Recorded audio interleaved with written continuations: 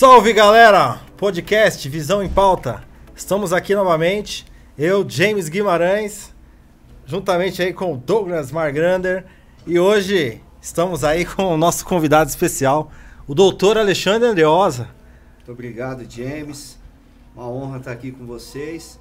Além de ser duas pessoas incríveis, pessoas que fazem parte da minha história. Atuei já em muitos processos para ambos, Legal. né? Mas é isso aí. Para mim é uma novidade estar aqui com vocês e muito feliz aí pelo convite. Estou aqui para a gente bater um papo e desafiar aí os assuntos aí que provavelmente a pauta vai me trazer. Legal. Nós que agradecemos, né, Douglas? Com certeza, é uma honra. Sua presença aqui. Tremenda ter você aqui. É um cara que é nosso amigo, é nosso confidencial aí. Quando a gente tem um problema, a gente liga para quem? Doutor Alexandre Andreosa. Sempre está disponível para conversar com a gente, é uma honra. Eu fico feliz por você aceitar esse projeto. É um projeto inovador, com tecnologias inovadoras. E eu fico muito feliz mesmo, de coração. Tô emocionado porque você está aqui. Isso é verdadeiro. Inclusive, trouxe até amigos para acompanhar essa entrevista hoje. Isso aí. Que tem muito a aprender com você. A forma de se comportar, a forma de falar, de conversar. É um cara totalmente diferente. Sim, não é, James? sim, sem dúvida. Eu gostaria de ler aqui para o nosso público aí. Nós temos aí, só para o doutor saber, a gente tem 60 mil, praticamente 60 mil inscritos aí no nosso canal, do Instagram, né? Temos também aí 18 mil no TikTok, né?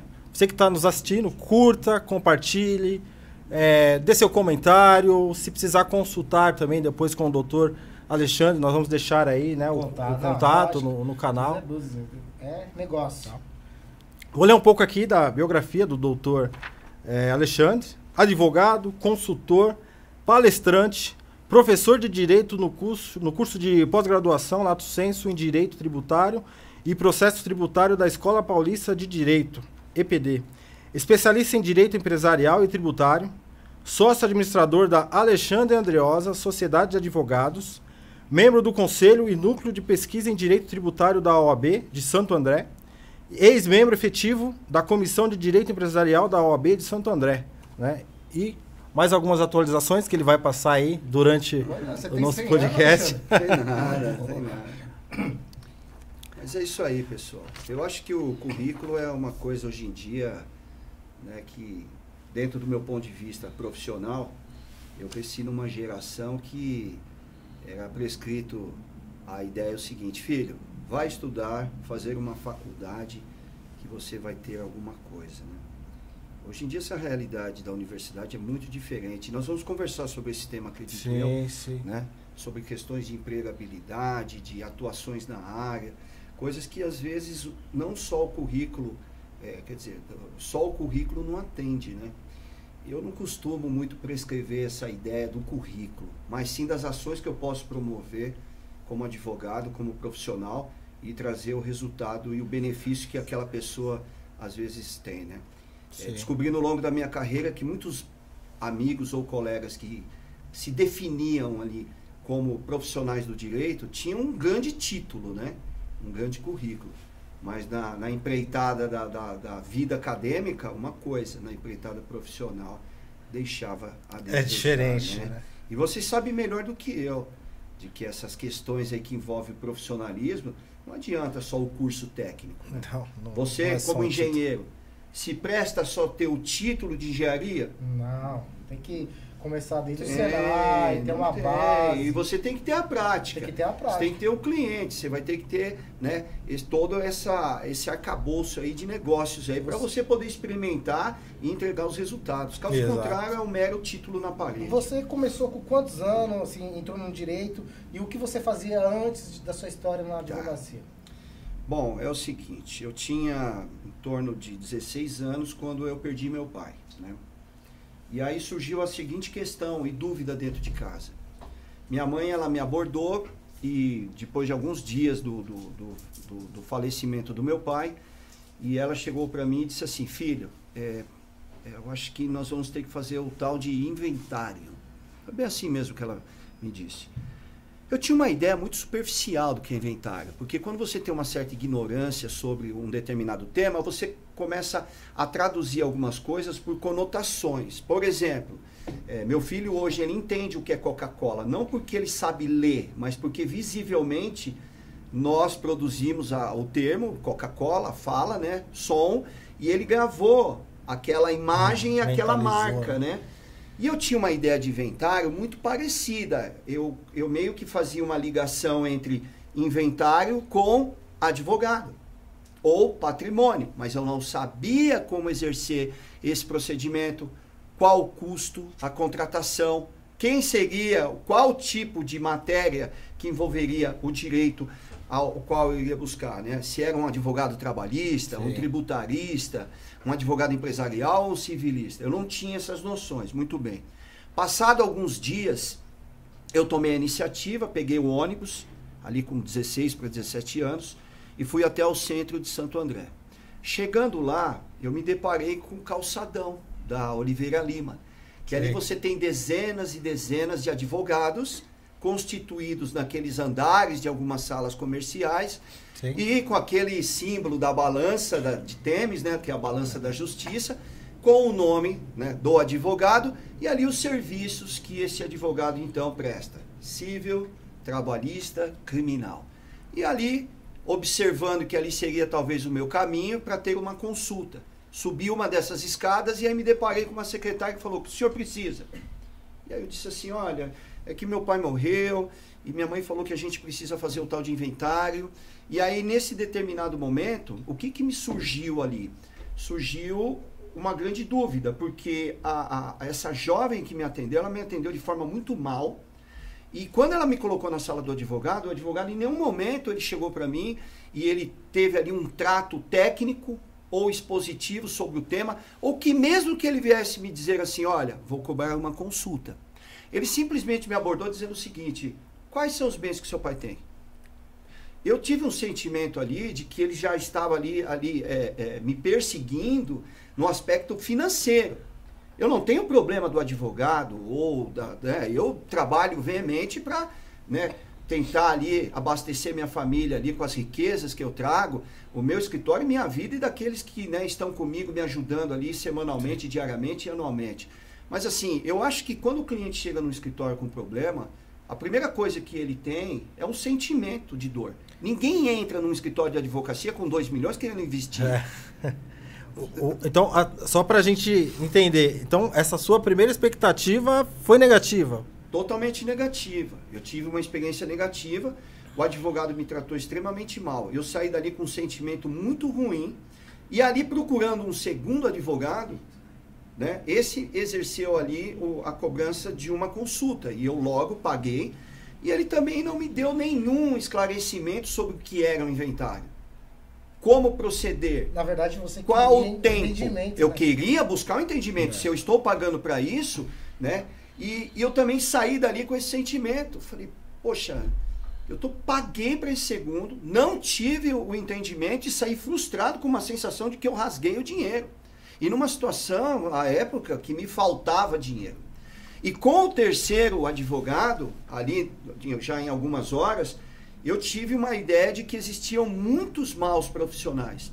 Ou aqueles profissionais que atendiam pessoas como eu, não podiam entregar aquilo que eu preciso. E eu cheguei, confesso para vocês, senhores, eu cheguei até a chorar, porque eu me senti muito impotente. E dali eu prometi que se um dia eu estudasse direito, eu iria tratar os meus clientes de forma totalmente diferente. Passado isso, essa ideia se fixou dentro da minha cabeça e eu conheci um grande advogado, um cara muito fino, elegante, inteligente, um intelectual. Seu mentor.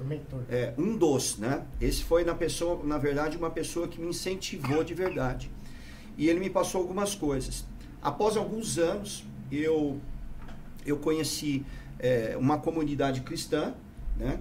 Onde as pessoas ali também observaram ali alguns requisitos que eu poderia me tornar advogado.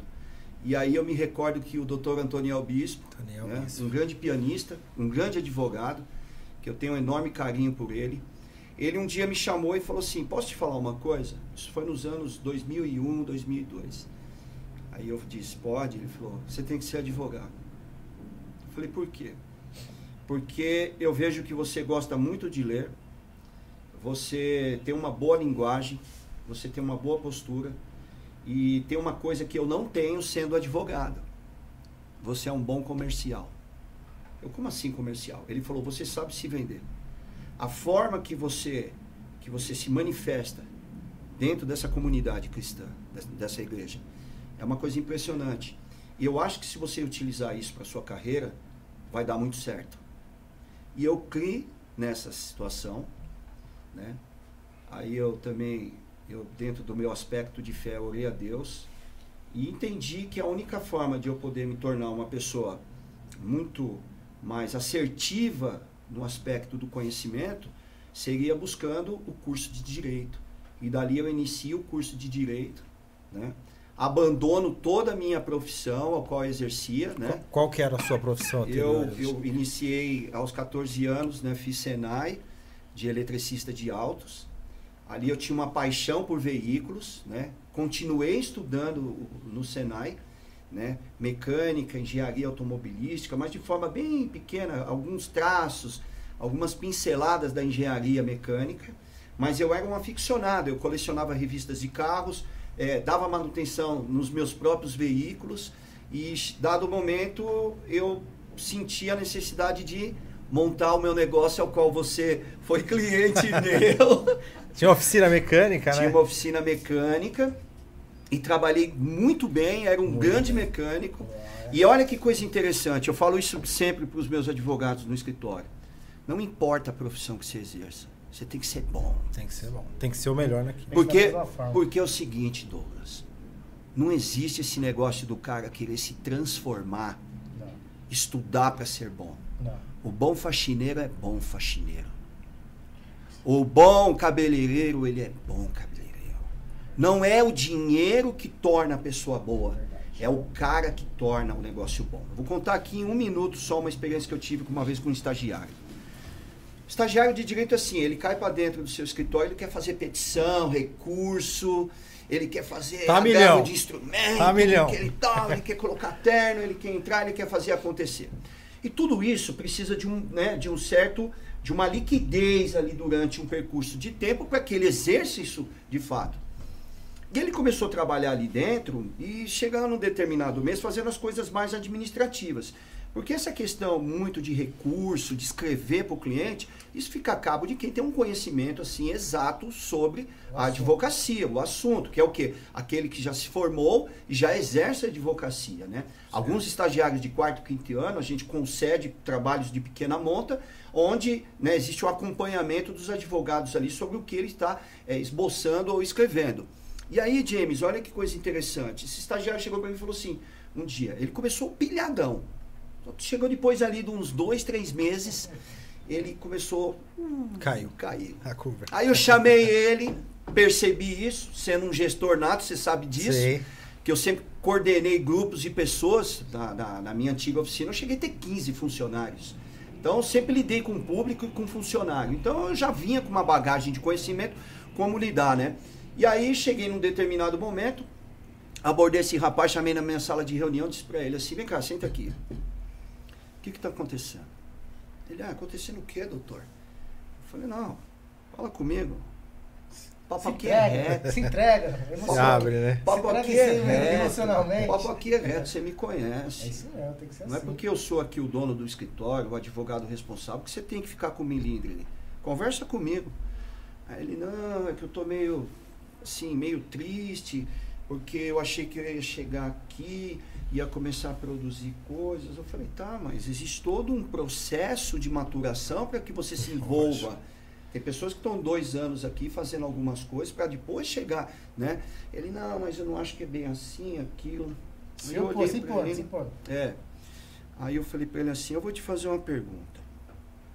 Se você se tornasse hoje um grande advogado, se você tivesse a sua inscrição na Ordem dos Advogados do Brasil, o pleito para ter a capacidade, né, de atuar, né, nos casos e assinar como advogado aí. Sua profissão então seria advogado. Você faria isso? Aí ele olhou para mim e falou, não. Eu falei, então pode pegar suas coisas e ir embora do meu escritório. Aí ele olhou para mim e falou assim, pô, doutor, o que é isso? O que eu fiz? Eu falei, quem não é fiel no pouco, não vai ser no muito. Porque o cara que é bom faxineiro, ele é bom faxineiro.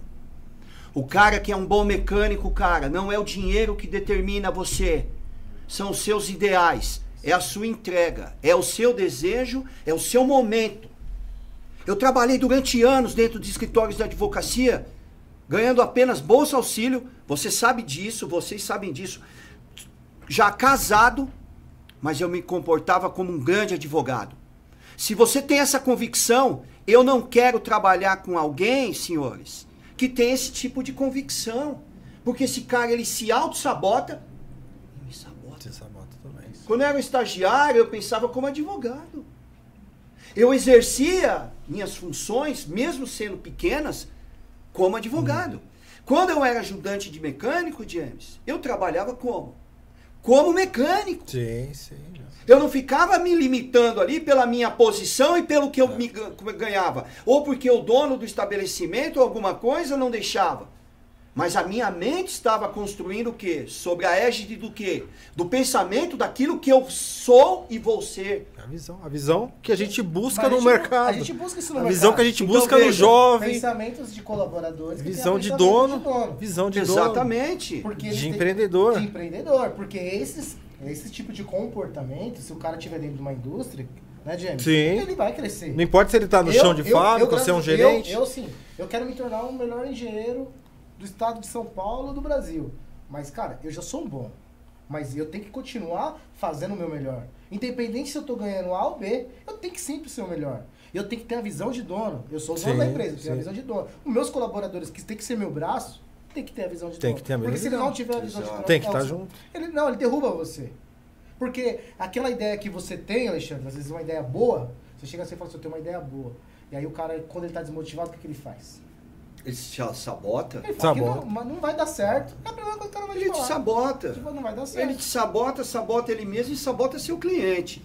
Nós Que é um tivemos trinômio de experiência. problema, Já né? tivemos esse tipo de experiência. Você Perdeu sabe negócio disso? de milhões O já. cara te puxa pra por causa trás, disso. pô. Puxa É o isso freio de mesmo. mão, desliga a luz, não sei.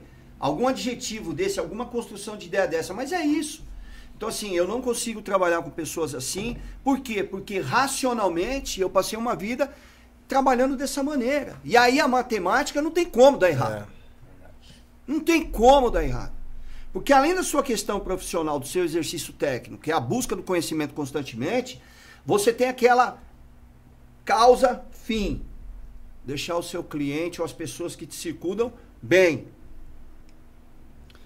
E aí vem o terceiro critério, né? Deus. Poxa, eu não estou aqui, talvez eu possa estar dizendo, ou algum ateu escutando a gente, né? Mas dentro da nossa singela fé, eu acredito que Deus ali, ele vai tocar em alguma situação que vai modificar a sua estrutura de vida, né? Então veja, voltando para a tônica que eu estava tentando tramar aqui, eu então descobri que de fato, né, existia ali uma possibilidade de atuação na advocacia, uma vez que amigos, pessoas me conduziram com esse campo de ideias. E eu vou te dizer uma coisa, James. Nos anos 2000 ali, o que eu fui sabotado de pessoas que chegavam para mim e diziam assim... Poxa, é interessante, né? Às vezes eu chegava... E eu contava com uma ideia festiva sobre, sobre a ideia de que eu ia estudar. Motivado? Motivado. De que eu ia buscar o conhecimento, que eu ia não abandonar não abandonar a carreira que eu tinha, né? De mecânico e eletricista de autos e dono de oficina. Não. Eu empregava essa ideia de, vou estudar direito. Uma vez, olha que interessante, eu cheguei numa roda de amigos, de pessoas assim, casais, e eu disse bem assim, olha, vou ter uma surpresa aí para vocês. Aí essas pessoas disseram, mas qual é a surpresa, Andreosa? Disse, cara, vou começar a estudar direito. Meu, parecia que eu tinha soltado uma granada ali. Todo mundo, o que é isso? Você tá louco? Área saturada, tem a prova da OAB. Você tá louco? Colocando obstáculo, né? Você veio de escola pública. Os caras que estão aí... Total, né? Eu sentia ali um desprezo, uma dor, porque ali eu comecei a compreender que tinha mais gente para me sabotar do que gente para me incluir no negócio. Mas sabe o que eu disse para essa pessoa? Uma das pessoas, eu disse bem assim, senhores, nem todo mundo vai ser um bom jogador de futebol. Mas deixa eu jogar essa bola. Talvez as pessoas, disse bem assim, talvez as pessoas que vocês conhecem não mereciam nem entrar num curso de direito ou num curso de engenharia. Só que tem uma coisa, quem tem que dizer se a coisa vai funcionar ou não, primeiro, é o mercado. É o mercado. Se eu me formar e sair para a rua e o mercado não me aceitar, diga-se de passagem, esse mercado não era para mim. Talvez você poderia estar me prestigiando em alguma situação, falar, você estudou direito, né? Pô, sabia, mó ruim a área, não sei o quê. E eu te condecorar com essa história falível de que a advocacia não presta, de que a advocacia é ruim, de que é isso. Não tem esse negócio de advocacia ruim, de medicina ruim, de engenharia ruim, não tem nada. É verdade, são pessoas. Simplesmente a pessoa. Se a pessoa não colar no negócio, não se colocar à disposição do curso ao qual ela vai estudar, não vai funcionar. Então veja, e aí eu olhei para aquelas pessoas e disse assim, poxa vida, eu não vou ouvir essas vozes. Eu vou seguir o meu coração e a esperança de que eu possa me formar, passar no exame de ordem e me tornar um grande advogado. E aí você sabe um pouco da história. Eu sugestivamente abandonei, agora eu vou dizer a verdade, abandonei minha carreira, porque de um dia para a noite eu acordei e disse, não vou mais trabalhar com isso. Vendi tudo que eu tinha, parte do dinheiro que eu vendi, e você sabe quando você está vendendo na rapidez, um copo desse que custa R$3, você vai vender por 50 centavos, 70. Para usar um termo popular, eu limei o que eu tinha. Por quê? Porque eu tinha um sonho de entrar na advocacia. E eu já sabia, aí vem uma ideia de mercado, que eu chamo a atenção de muitos estudantes de direito. O cara quer fazer estágio de direito no último ano. Tá morto. Tá morto. Já fica a dica. Não, tá morto. Eu desafio o cara que chegar aqui hoje e disser assim, não, eu me formei e só comecei a atuar depois que eu me formei. Tá morto. Porque veja, você tem 5 anos para estudar o curso de direito. 5 anos. Se você ficar 2 anos sem passar na OAB, são 7 anos de investimento. Vamos imaginar que você passe. Os escritórios vão querer que você tenha minimamente um currículo com alguns estágios. Se não tiver, você vai ficar numa média aí de 1 a 2 anos desempregado. Nós estamos falando de 9 anos. Para no 10º ano você conseguir um escritório. Que mal e mal vai te pagar entre R$3.500 a R$4.000 como advogado júnior. São 10 anos para você começar. Para começar na carreira. Então veja. Fala para essa câmera aqui, para os jovens que estão fazendo direito. Senhores, renunciem tudo que tem. De trabalho, cargo, qualquer coisa. Porque você vai entrar no mercado extremamente competitivo e se você não tiver uma escolha correta dentro da advocacia, no 5º ano vai ser muito difícil você conseguir o seu efetivo na carreira. Isso é verdade. Eu entrei no 1º ano no curso de Direito. Eu me tornei estagiário de uma advogada que chama Patrícia Vitória Arazans, uma tributarista aqui de Santo André. Fui ser estagiário dela, trabalhei com ela, foi 6 meses. Depois desses 6 meses eu saí dela, fui trabalhar com um juiz, quer dizer, um ex-juiz de direito lá na Paulista. Aí sim que eu encontrei o meu mentor, que foi o Dr. Rubens Moreno, que me transformou e eu fiquei 7 anos com ele. Uma pergunta, quando você começou a fazer a faculdade de Direito, a gente percebe que você fala muito bem, né? Sim, é um cara sim. Que, não é porque é um amigo, mas você se impõe muito bem. A oratória é muito Para as pessoas que são tímidas, que tem essa dificuldade, porque eu acho que quando você vai defender qualquer coisa na frente de um juiz, não é tão simples falar. Eu acho que, e tem pessoas que têm uma timidez, mas tem uma capacidade de conhecimento muito grande, que às vezes é tremenda, conhece aquilo lá. O que você sugeriria para essas pessoas que estão fazendo direito? Existe algum curso, existe alguma linha de raciocínio que elas pode perder essa timidez, que ela pode evoluir nesse aporte? Olha, eu vou tentar aqui trazer algumas experiências, né? Você já se congelou? Travou, né? Já deu uma Tá no momento ali. Isso é natural. É. Você já errou? Muito natural. Alexandre, você já errou? Já errei bastante. Opa! Então, assim, o que acontece? Geralmente o estudante de direito, ele vê um filme, né? Uma série, e ali ele fala, nossa, eu quero ser advogado. Gostei, né? Gostei. Nossa, eu quero ser. Mas a primeira coisa que ele tem que fazer, igual o Platão diz nos livros dele, quer te conhecer, olhe para ti mesmo. Você precisa olhar para você e falar assim, se eu fosse um advogado, eu seria como este advogado? Uma autoanálise. Há uma necessidade da gente fazer uma autoanálise. Então, qual é o problema? Referir, né? Você tem que ter uma referência. Qual é o grande problema do ser humano? Eu conheço cantores que não cantam absolutamente nada, mas na cabeça dele ele é o cara que é o top de linha. Tem. Você sabe disso. Sim. Então, o que eu quero dizer é o seguinte, a primeira análise que o cara tem que fazer é o seguinte, né? Eu sou uma pessoa tímida. Ele pode operacionalizar dentro do ramo do direito, né, áreas aonde ele vai se tornar um grande operacional. Porque o que falta no direito são pessoas que escrevem bem. Não só que falem bem. Tem muito erro de caligrafia? Pessoas que... Tem, natural. Que você cata alguma petição. Natural. Lá, meu Deus. Eu vou dizer para vocês, tem estagiários que fazem entrevistas em meu escritório que não sabem formatar no Word. Não conhecem de informática. Não conhece o Office. Que é o básico. E qual que é o problema desse cidadão? Às vezes eu nem culpo ele, eu culpo as políticas públicas. Porque os governos populistas, eles criaram uma ideia na mente, no consciente do cidadão, de que obrigatoriamente, para ser alguém, tem que ter uma universidade. Isso é uma falácia. Isso é uma mentira. Isso não denota riqueza de verdade.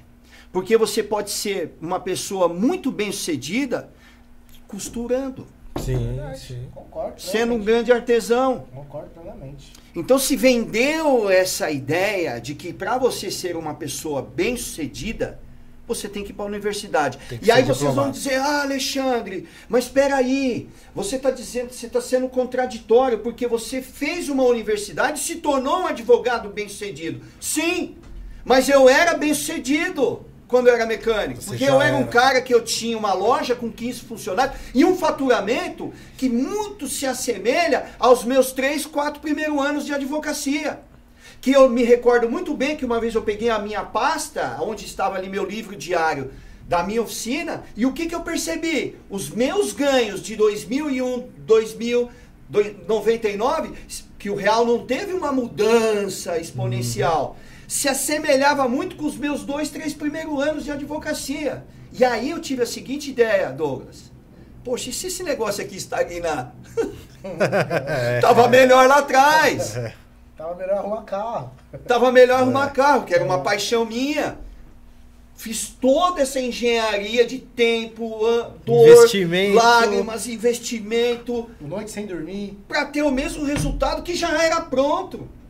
Então, senhores, penso eu o seguinte. Fala aqui, Fala pra Pode ele. falar direto, pode falar direto. O que eu penso dentro dessa mística aí, né? O estudante de direito, ele tem que ter uma autoanálise. Quais são a área que ele vai querer atuar? Eu tenho uma advogada dentro do escritório que ela é brilhante advogada. Qual que é o nome dela? Doutora Pamela. Pamela, conheço. Doutora Pamela. Eu trabalho para ela. Isso. Eu trabalho. Brilhante.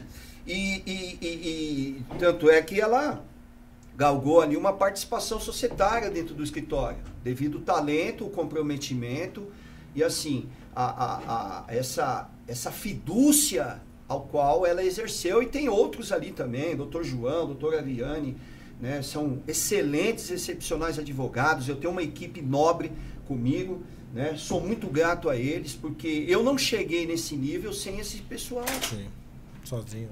Eu sempre falo isso daí. É fato que se todo mundo ir embora, ok, eu vou continuar, porque a máquina gira em torno dessa engrenagem aqui, Alexandre Andreosa, mas vai dificultar a minha vida? Vai me dificultar? Sim, vai me dificultar, porque ali eu tenho uma história de amor, de carinho, de respeito, de união. Vocês são uma família lá. É uma família o escritório. A gente tem ali a discussão de pesares familiares. E onde você fica localizado o escritório? O escritório fica localizado em São Bernardo do Campo, né, na rua José Versolato, 111. Né, nós temos ali um conjunto de salas, atendemos a área tributária, que é onde eu sou especialista, a área societária também. A rede social, e-mail, qual que é? Instagram. Quero falar com o Alexandre, gostei da live, gostei do podcast. Quero seguir o Alexandre no Instagram. Quero seguir o Alexandre no Instagram. Tem alguma coisa que eu tenho dúvida. Até quero trabalhar com o Alexandre, de repente. Rede social Alexandre Andreosa. Vai me achar no Facebook, LinkedIn, é o meu nome. Né? Se jogar lá, o site hoje não está funcionando, porque a gente está fazendo uma pequena reforma lá para melhoria. Ótimo. Mas basicamente é isso, né? O cliente tem atendimento lá num canal do WhatsApp e diretamente comigo. Essas são as questões.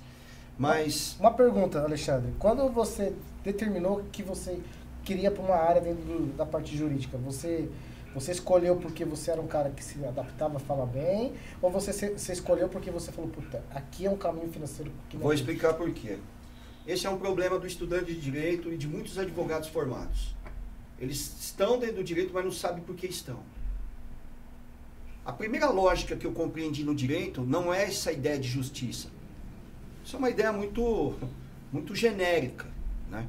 Essa ideia de justiça. Eu fui para a ideia para salvar os meninos que só tinham uma perna. Né? Eu não vim para o direito para... Não, eu vim para o direito porque eu compreendi dentro do mercado de que existia ali um problema engendrado pelo sistema. Quando eu era empresário, eu tinha um problema. Se você falar para mim assim, o problema era trabalhista, não, porque eu tinha um bom relacionamento. Por mais que alguns funcionários eu não denotava o registro na carteira, mas era uma coisa de comum acordo. Sim. Porque até alguns deles ali também chegavam, não, eu tenho uma empresa no meu nome, mas eu gostaria de trabalhar aqui sem registro. É uma coisa muito personalíssima. Era um freelancer, né? Freelancer, coisa nesse sentido. Às vezes eu contratava algumas pessoas porque eu fechava um contrato grande, precisava ali de algum bico, mas era ali, pagava e vamos embora. O que eu percebi no mercado? Eu sabia da legislação trabalhista, eu sabia da legislação criminal, porque eu vim de um bairro de periferia, escutava sempre... Né? Já andava com o pessoal já falando de não, porque o mano lá não sei o que, o artigo 121, tá lá. Você desenrolava.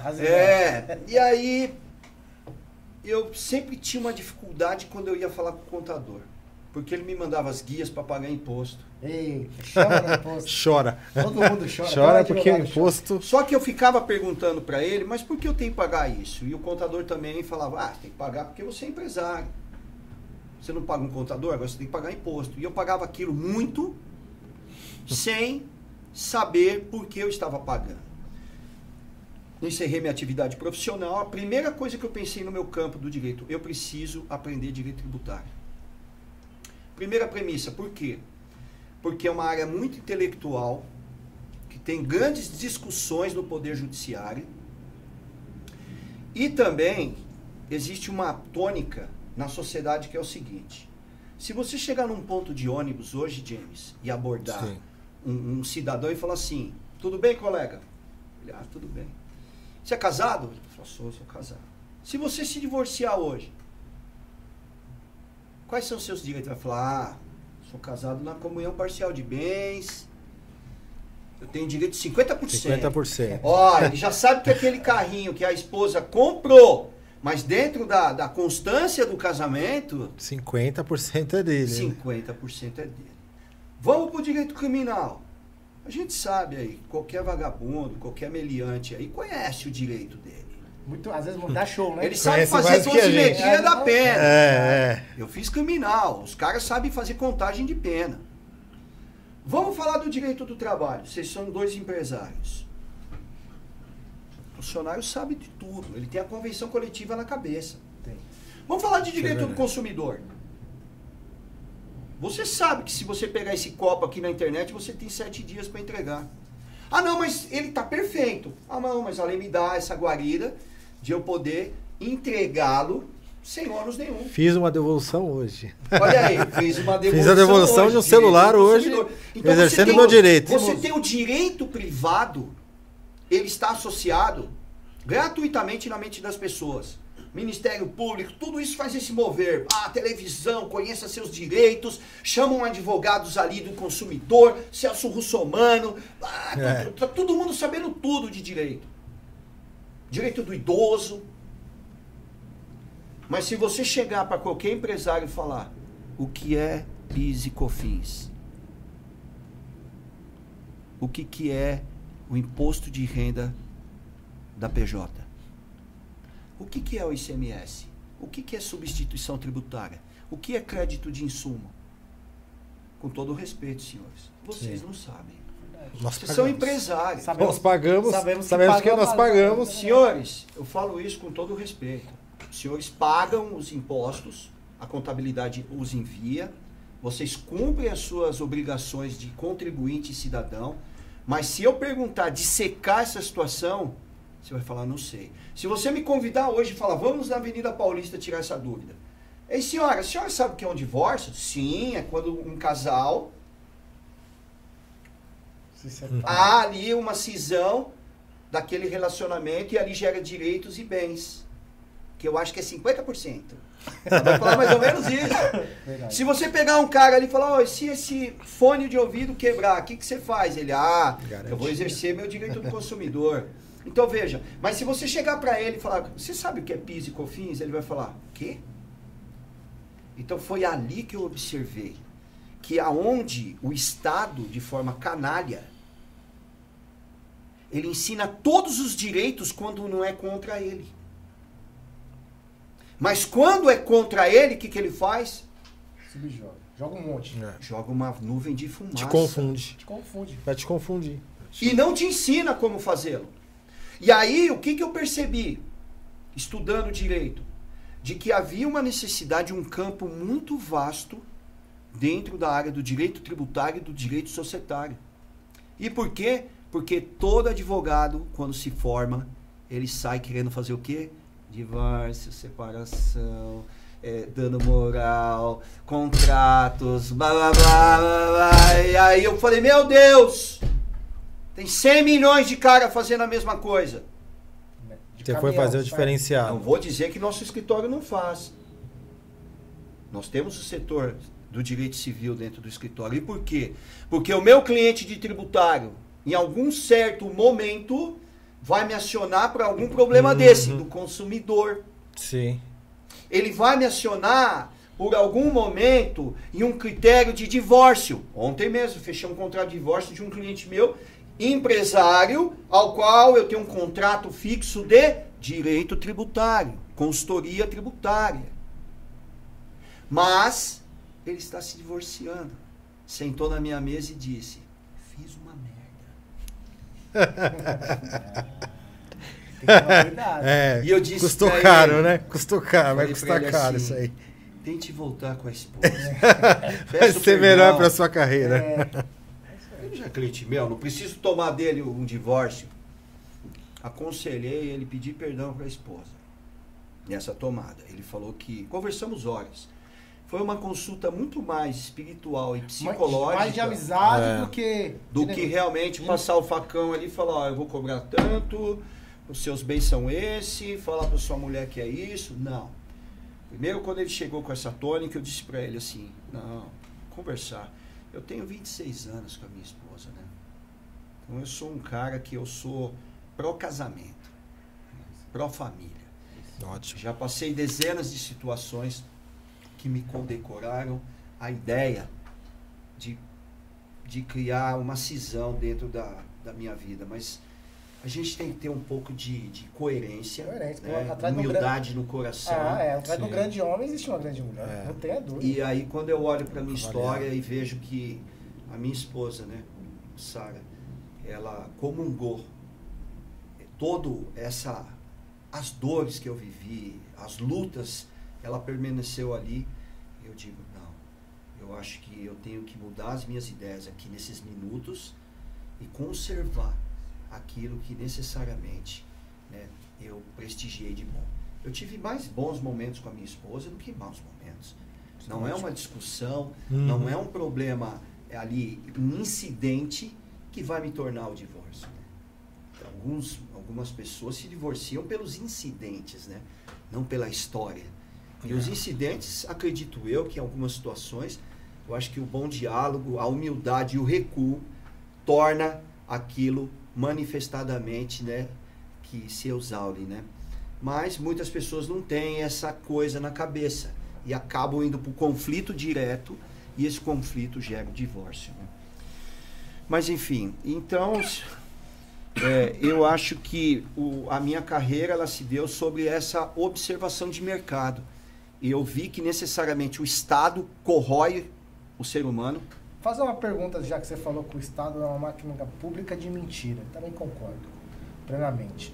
Por que não tem uma reforma tributária transparente, que a gente possa enxergar, nós como os empresários, podemos enxergar? Porque eles falam assim, a gente vai fazer uma reforma tributária, a gente vai criar um imposto único, que eu acho que é mentira.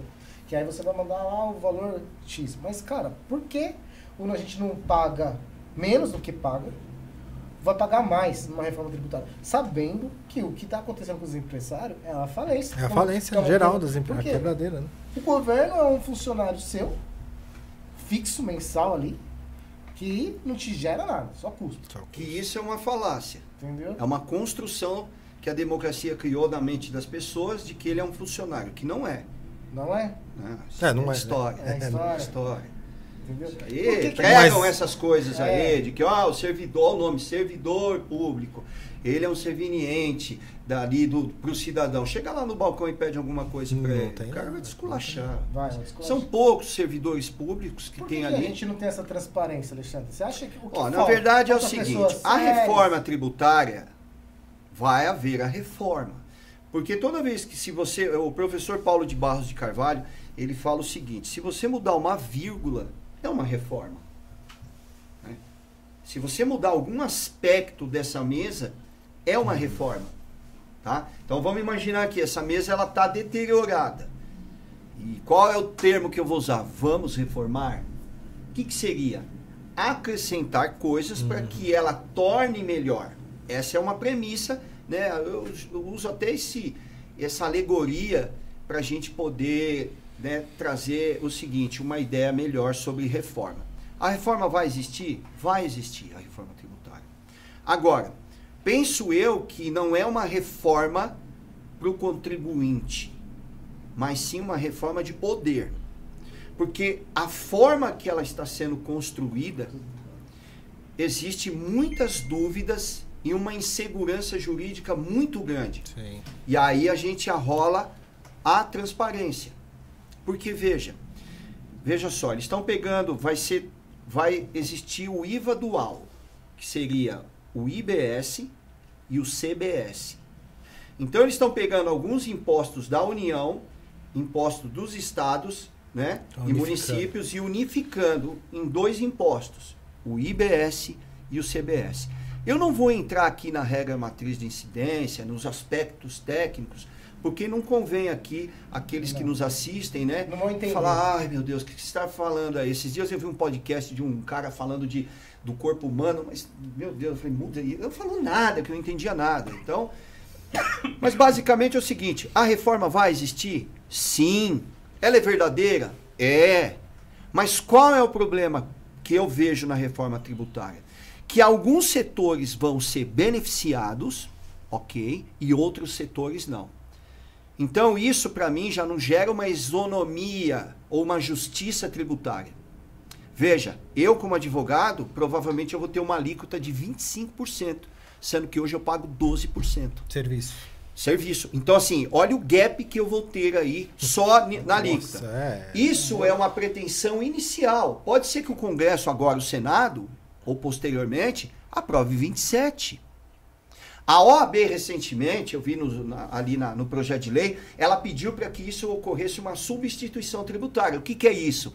Eu presto serviço de 10 mil reais para o Douglas. Douglas, você vai chegar para mim e falar assim, olha, quanto vai ser esse serviço, Alexandre? 10 mil, Douglas. Ah, beleza. Eu tenho que descontar 25%, não é? Sim. Qual seria 25% de 10 mil? Os senhores são engenheiros. 2.500. Falou 1.500. Não, fala 2.500. Eu vou com 2.500. Eu vou cortar um dedo aqui. 2.500. Vocês ouviram aí, hein? Mas olha só, 2.500. Esses 2.500, a OAB fazendo ali um lobby, uma pressão, que eu acho importante existir o lobby. Influenciando ali também. Para que quem pague esse imposto seja quem? O contribuinte que está tomando o meu serviço, ou seja, o tomador de serviço. Então, se isso se concretizar, ufa! Nossa, eu, advogado, sim, vou pagar só as contribuições, né? Os impostos que são ali, né, em outras cadeias ali, que é INSS, todas essas questões, mas a OAB está tentando transferir isso para aquele que venha tomar o meu serviço. Então esse serviço vai custar quanto? 12.500. Tá? Muito bem. Pode até ser que, aí eu não me aprofundei no tema, venha surgir uma ideia aí de subsidiariedade, aonde se ele não pagar, eu venha pagar, alguma coisa assim, né? Mas enfim, isso daí são questões aí que irão incidir nas obrigações acessórias, né? Mas veja, vai haver um aumento da carga tributária. Porque o cidadão, ele tem uma ideia, o cidadão assim que se comporta de forma miserável mesmo, intelectualmente, ele ainda tem esse sonho visionário de que o Estado vai ajudar ele. E essa pregação de justiça social, essa coisa, isso daí nada existe. Por quê? Porque, na verdade, eu entendo que a reforma tributária, ela aumentando a carga tributária, porque existe uma tônica de mais arrecadação, eu vou conseguir distribuir melhor isso para os pobres. É mentira. É mentira. O Brasil, ele bate recordes de arrecadação todo ano. E olha como é que a gente vive.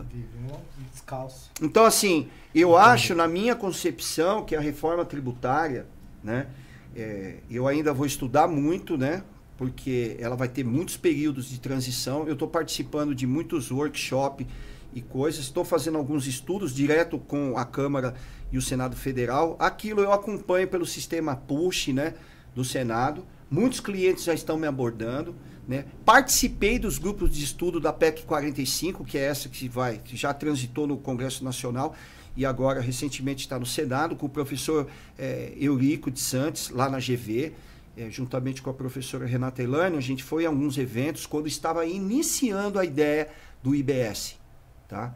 Que era, o professor Eurico até chamava de Clube do IBS, né?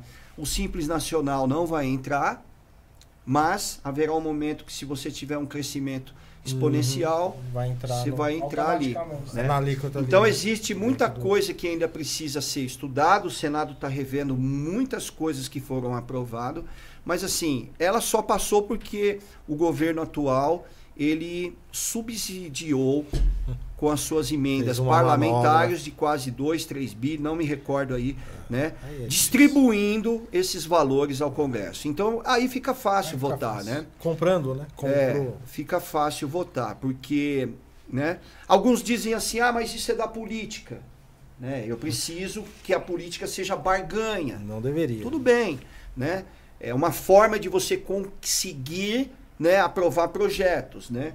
Mas eu acho que foi assim, a reforma tributária, ela foi aprovada sem o debate daqueles que realmente conhecem do direito tributário. Vou citar alguns nomes aqui que estão fora desses debates, né? O professor Ives Gandra, que é um dos maiores, assim, estudantes e emérito professor de gerações, né? Leram os livros dele. Ele está fora. Não foi consultado, né? Roque Antônio Carrasa está fora. Professor Paulo de Barros de Carvalho, que são... né? O professor Humberto Ávila, que é um professor que eu estudo muito os livros dele, professor Humberto Ávila, né? Que tem, assim, hoje, para mim, é um dos maiores tributaristas que tem no Brasil, é o professor Humberto Ávila, pela riqueza, né, dali que ele tem instituído nos seus livros.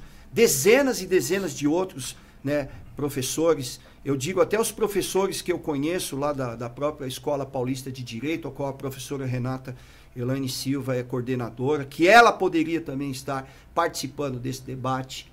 Então, veja, você tem ali ministros, pessoas que são de uma profunda lisura e do conhecimento sobre a matéria, não estão. E está na mão de quem? Do Antônio do Alagoas, legislativo, deputado. Quem é o Antônio do Alagoas? Vocês entenderam? Então, assim, no Brasil, existe essa coisa aí, de quem aprova e quem não conhece. E aí quem conhece, assiste, quem não aprova. Entendeu? E dentro desse contexto, assim, Alexandre, você acha que, falando um pouquinho de empregabilidade, você acha que a gente, como empresário, a gente vai ter dificuldade para crescer, contratar? O que os jovens que estão nos ouvindo aí no LinkedIn, das plataformas, o que eles podem esperar no futuro de amanhã? Olha, eu vou trazer 3 situações aqui, ou 4, que a gente pode esperar do amanhã. Né?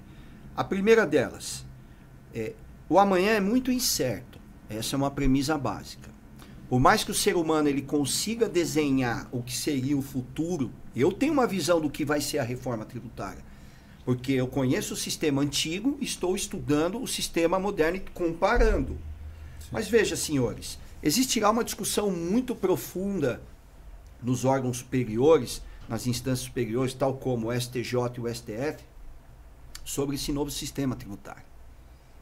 Pode ser que todo esse sistema tributário venha a cair diante de inconstitucionalidades. E aí? E dentro dessa premissa até melhorar o sistema depois. Tá? Pode ser que a questão de empregabilidade ela tenha uma modificação muito grande sobre o aspecto do quê? Do próprio ser. Hoje o mercado ele está muito mais volátil do que antigamente. Antigamente, você se formava em engenharia, você já tinha uma ideia de que, poxa, eu com um título, eu vou conseguir um emprego rápido. Hoje não. Você pode ser PH em engenharia. Vai trabalhar de Você vai meter o currículo de baixo e vai camelar. Então, assim, mudou o cenário. Agora, o que eu vejo de empregabilidade, na minha visão, como advogado que atua dentro do mercado, está dentro das empresas, esse é o meu ponto de vista. É de que o destaque daquele que realmente procura um emprego, seja num escalonamento menor ou num escalonamento maior das carreiras, é a entrega do resultado. Já foi a época. Já foi a época. Ah, qual é o seu? Onde você estudou? Ah, estudei na PUC, no Mackenzie, na USP, blá, blá. Pra mim já era isso daí. Eu costumo falar que o melhor funcionário não é o melhor aluno. Não. Eu tenho um exemplo de mim. É o que o Alexandre falou, não é só o título. Olha só, eu tive experiências no meu escritório que foi mais ou menos assim. Eu não vou falar o nome da universidade. Qual universidade? X. Uma universidade pífia. Uhum. Dentro desse modal sistema que diz quem é bom, quem não é. Eu não vou dizer aqui que estudar numa PUC, numa Mackenzie é ruim. Não, é excelente. Mas um cara de PUC e Mackenzie não chega às vezes onde eu cheguei. Eu não estou dizendo que todos que entram lá vão chegar. Eu estou dizendo que um cara pode se formar numa universidade menor, mas se ele entregar o resultado que a sociedade precisa, ele vai despontar. Depende do potencial. Porque depende muito dele. Eu tive aulas na universidade que eram horríveis. O professor chegava lá, ficava só com o slidezinho, o botãozinho, todo mundo assim, ó. A grande mágica desse negócio foi um encontro que eu tive aí, certa vez, com alguns alunos que estudaram comigo, que eram alunos como eu, no curso de Direito. E aí me destacaram com a seguinte fala: o Andreosa está muito bem, carro importado, escritório grande, não sei o quê, blá, blá, blá, blá, blá, blá. Eu não consegui me afugentar desse discurso que eu vou falar agora. Eu cheguei para eles e falei assim: senhores, vocês estudaram com o mesmo professor que eu. Vocês estudaram no mesmo horário que eu. Vocês pagaram a mesma mensalidade que eu. Pasmem, alguns eram bolsistas. Tiveram um facility melhor. Vocês estiveram no mesmo tempo que eu. Talvez com condições sociais melhores do que eu. Quem foi que fez a diferença? Quem foi que correu melhor? Quem foi que competiu melhor? Por isso que eu digo, não é a universidade, é as ideias. É o contágio de pessoas, é o network que você constrói. Exato. É porque eu penso, não sei se você concorda, não sei se o James também concorda. Não é desmerecendo, mas vencedor tem que andar com pessoas que pensam como vencedor. Exato. No ramo empresarial, na conquista, ter uma visão diferente, eu entendo que você tem que andar com pessoas vencedoras. E tem que ter visões vencedoras. E opção vencedoras. Alexandre me conhece muito bem, tempo na minha história, sabe? 20 anos de mim. Se a gente não correr atrás, né, não, Alexandre? Como que faz? Exato. Pessoal, gostaria de só anunciar aqui um dos nossos patrocinadores, Clínica Faciale, a doutora Naomi Matos, fica aqui no Business Plaza. Então, agradecemos aí por patrocinar aí o podcast Visão em Pauta. E também aí vamos estar passando aí pro doutor Alexandre. Deixa eu falar um negócio aqui. Esse brinde. Vou falar porque acho que se eu não patrocinar ela, eu quebro. Pode ir lá, falar que viu no podcast, 30% em qualquer tratamento. Olha o sorriso, mostra o sorriso. A dona desse sorriso. Obrigado. Não, e eu vou lá conhecê-la pessoalmente, porque eu vou dizer aqui, doutora, muito obrigado pelo seu brinde, tá? Eu confesso que eu vou prestigiá-la aí, fazendo um orçamento, e vou indicar algumas pessoas, porque antes de vocês me darem esse brinde, vocês já se manifestaram aí acerca do trabalho dela e convencidamente eu tenho que ir lá, né? Porque eu não tenho nenhum dentista. E o resultado é visível, né, Alexandre? Olha esse sorriso. Olha esse sorriso. Muito obrigado, hein? Seu. Aqui. É seu. Tá. Agradecemos também aí a Ótica Zita Park, o nosso amigo Anderson, que está patrocinando. Posso quebrar esse também? Posso quebrar esse? 50% em qualquer armação, se for lá. Pode falar que viu no podcast do Douglas, 50%. Também queremos aí mais um patrocinador, que é a Termovibra, a Engeconf, a qual está patrocinando aí. Aí eu tenho que falar da Termovibra, né? Fala um pouco aí, Douglas, da Termovibra.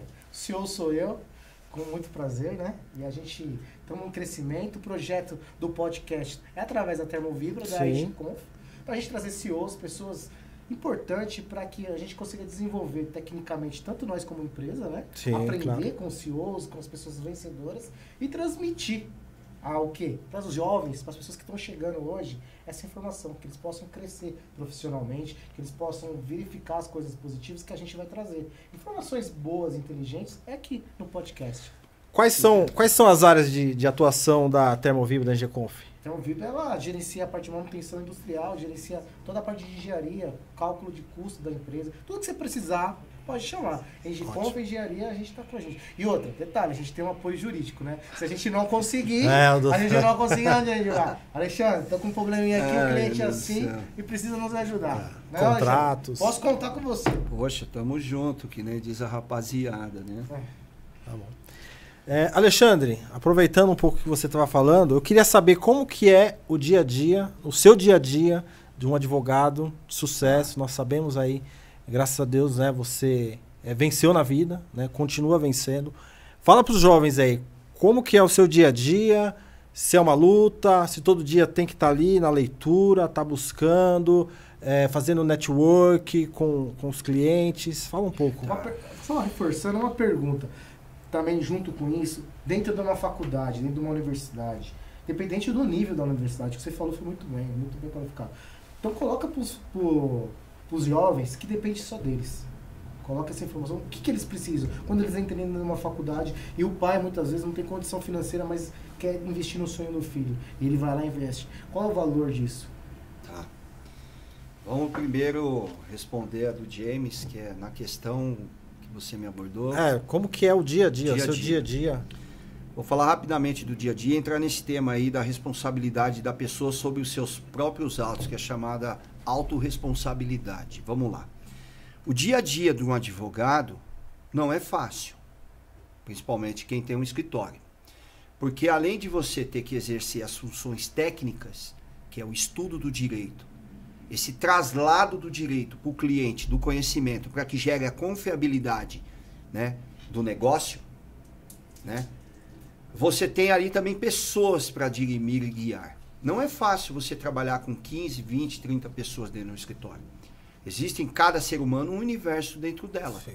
E você tem que controlar, né, cronometrar o dia a dia, porque o advogado trabalha com prazo.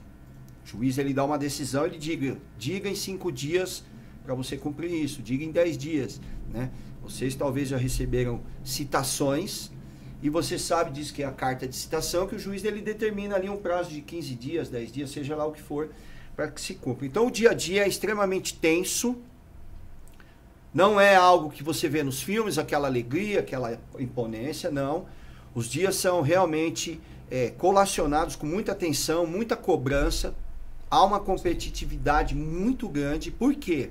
Porque quando o cliente ele busca você com um problema, ele busca com um problema emocional e ele busca com um problema técnico, ao qual ele desafia você para pacificar o problema dele. Então não é simplesmente ali ele está te trazendo um problema e ele vai dormir. Não, ele coloca durante aquelas semanas, aqueles meses, todo o seu peso emocional dentro daquilo que outrora você constituiu como objeto de solução.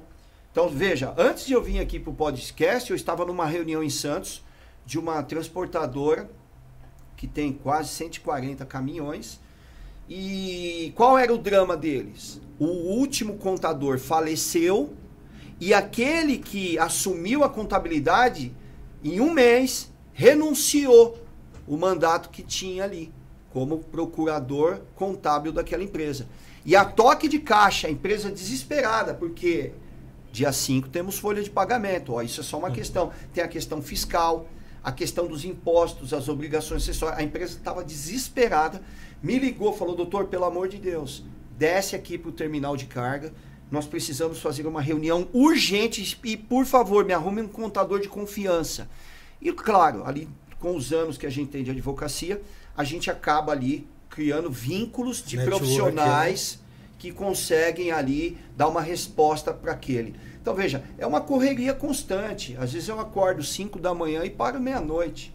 Me recordo quando eu dava aula, era uma loucura, porque eu saía de um cliente, já pegava e já ia dar aula à noite. Às vezes chegava em casa 1 da manhã, sentava no sofá e dizia, puxa vida, meu, será que essa máquina aqui vai aguentar? Né? Então existia essa dificuldade. E com relação a essa pergunta que você disse, eu penso o seguinte, né? O que o jovem,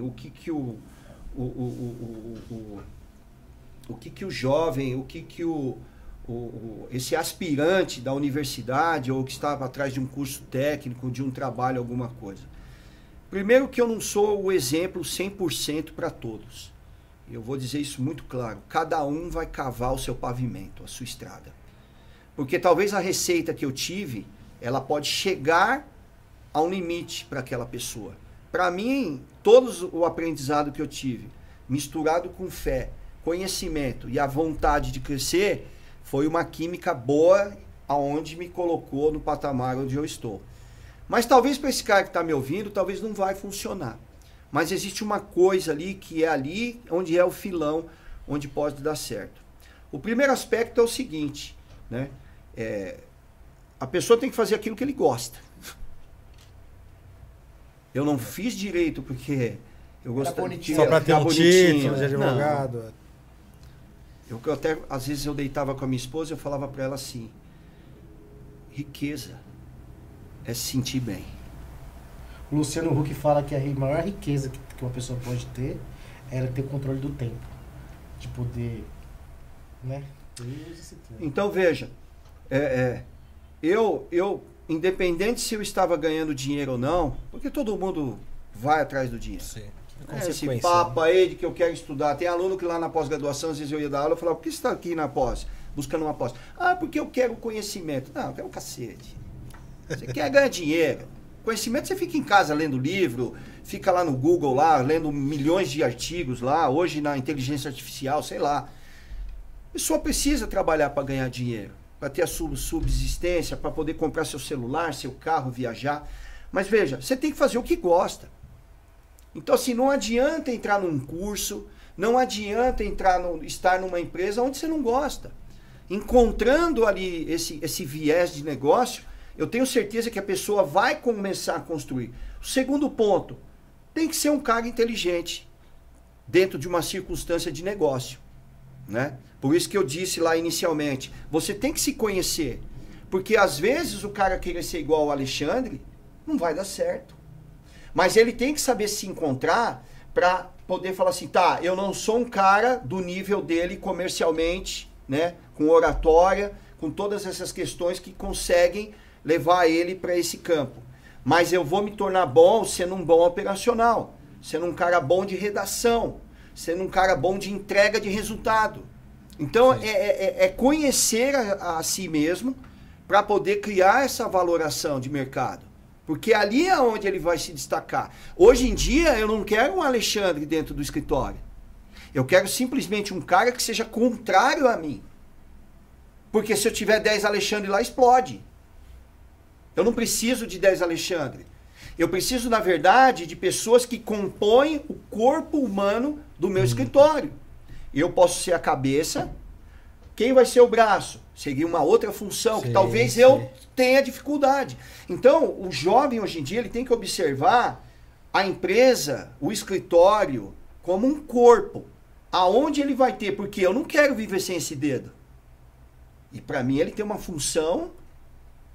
Então ele tem que enxergar a empresa, enxergar o núcleo de trabalho dele e olhar e falar assim, aonde eu posso ser algo que compõe a estrutura.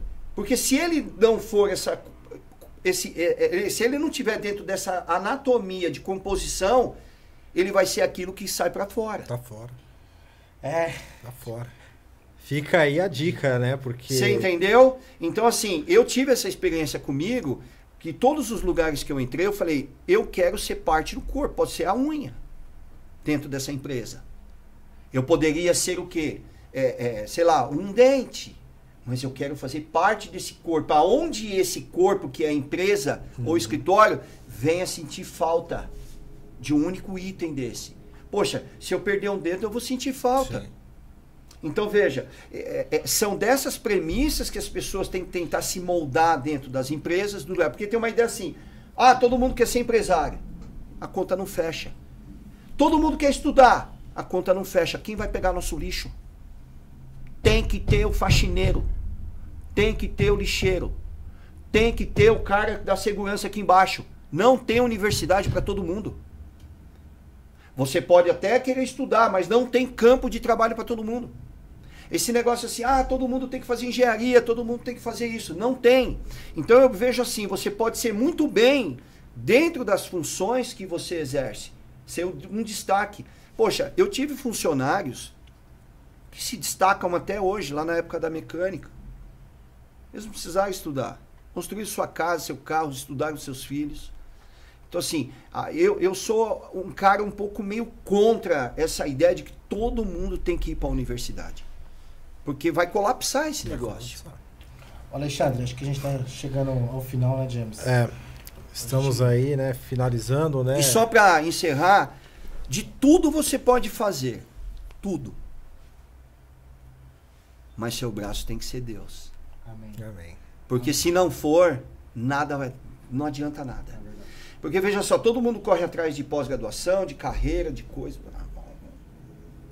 Só que no final, se Deus lá em cima falar, não adianta nada. Adianta. Por isso que a escolha dentro de um comportamento sadio na profissão é essencial. Se vai dar certo ou não, não importa, eu sou bom naquilo. Amém. Ótimo. James, foi muito bom. Uma aula, né? Tivemos uma aula aí de direito, obrigado, de vivência, obrigado, eu de que sucesso. Agradeço. O doutor Alexandre. Eu que agradeço. Tá? Visão em Pauta agradece aí a todos que estão assistindo. Curta, compartilhe, comente. Doutor Alexandre, mais uma vez, obrigado. E até o próximo Visão em Pauta. Isso aí, obrigado.